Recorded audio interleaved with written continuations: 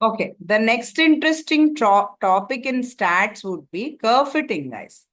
I can just tell you in a minute you can finish off solving the problem provided you have a calculator if you know how to write the normal equations. Curve fitting. Okay. What exactly is curve fitting is fitting a curve of our choice is curve fitting. Okay. Fitting a curve of our choice. Choice. Okay. You will be given a data xi, yi. Okay. For I is equal to 1 to n. If you want to write that in a table, it will consume little more space. That's why I've written like this from I is equal to 1 to n. Okay. So if you want to of our choice to the data this, you want to fit, suppose I'll just directly come to the topic so that in the short video you learn many things. Fitting a straight line, fitting a straight line.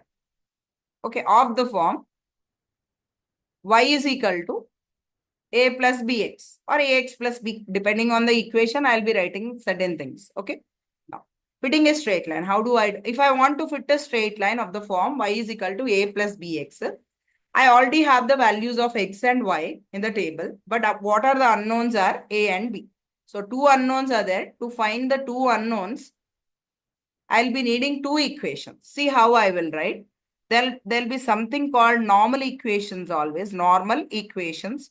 There's a derivation using principle of least squares. I'm not going into the details of it because this is just a shortcut video, right? So what you do, write the normal equation, that is summation y is equal to sum of a's n times. Data has n values now. So sum of a n times would be na plus b summation x. X values are there. Depending on the data, I'll be summing up. That's why summation is as it is. I can just write I is equal to 1 to n. Here also I is equal to 1 to n and all those things. Summation I is equal to 1 to n. The next normal equation before writing, just remember that it's as if you are multiplying the above equation with x. xy, this is equal to a. No more n will be there. Summation x will come. Of course, all suffix i's will be there because the summation has some range from I is equal to 1 to n. A into xi plus b into summation I is equal to 1 to n xi square.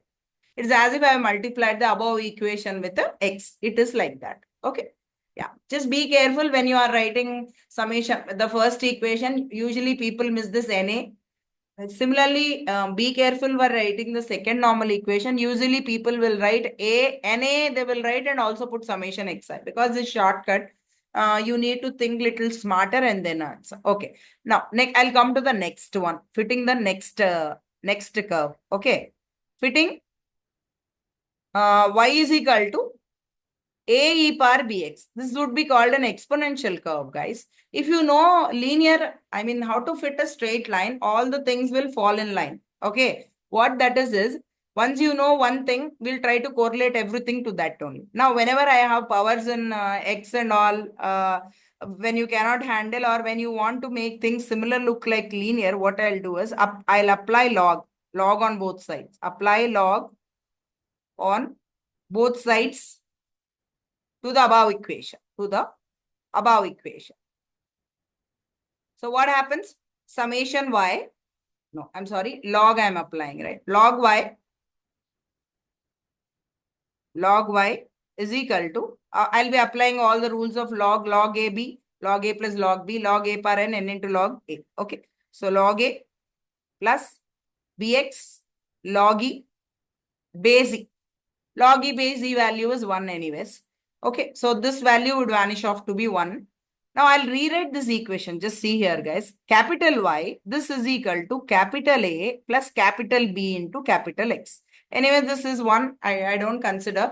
You can ask, what is capital Y? It is nothing but log Y base E. What is capital A? It is log A base E. Okay. Now, ma'am, when small b is b only, why are you writing capital? Just to maintain that rhythm. Okay, when I am putting everything capital, some things in capital, something in small, doesn't sound good. So to maintain that rhythm or uniformity, I'm using this. Now, clearly I can see that this is a straight line equation kind, looking like a straight line equation. So I will write the normal equations also of the straight line only. Normal equations also in the form of the straight line. Looking at the equation, you write. Don't worry whether it is y is equal to ax plus b or a plus bx. Okay. Looking at the equation only, write the normal equations. Summation y, this is equal to again na plus b summation x. Okay. Summation xy, I am multiplying the above equation with x. It is like that. A summation x plus b summation x square. These equations look complicated. What do I do with these equations? Don't worry, guys. Already I have the data. See here, I have this table. X values are there, Y values are there. Sum of all X values will be summation X. Sum of all Y values will be summation Y. Now, if I multiply both and take the sum, then it will be summation XY. If I square X values and take the sum, it is summation X squared. So, these normal equations reduce to two equations, two unknowns. Okay, solving which I'll be getting, if I solve these two equations, I'll be getting the values of A and B. That's it. Okay. Don't think I have left there halfway through. Here also, I'll be solving these equations for capital A and capital B. Okay. Once I get capital A and capital B, actually my equation was not y is equal to capital A plus bx. Actually, my equation was small y is equal to a small a e power bx. Okay. So, if I get capital A, to get small a, now, what I have taken capital A is log small a I have taken. Okay. So, if I want the value of small a, I have to apply anti-log on both sides. Or e power a is equal to small a is what I will be getting. Okay. Now, for b, what the assumption about b? B is just b only. Only for the uniformity of all capital letters, I have taken small b to be capital B. Once I find capital A and capital B from this, I'll find out small a and small b from this, because our question is in terms of small a and small b and small x and small y, and not in terms of capital X and capital Y. I have chosen them only for my comfort. Okay. Next, just to see one more I will do, and I will close this video. What that is to fit